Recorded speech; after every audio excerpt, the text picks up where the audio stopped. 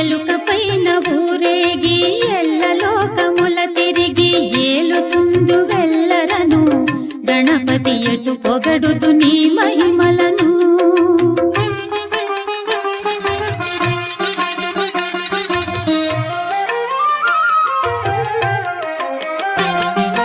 లోకములో మొదటి పూజ నీకే గద విఘ్నరాజ, నీ ఘనతకు వేరేల నిదర్శనం, మాకు నీ వసగుము నీ దర్శనం.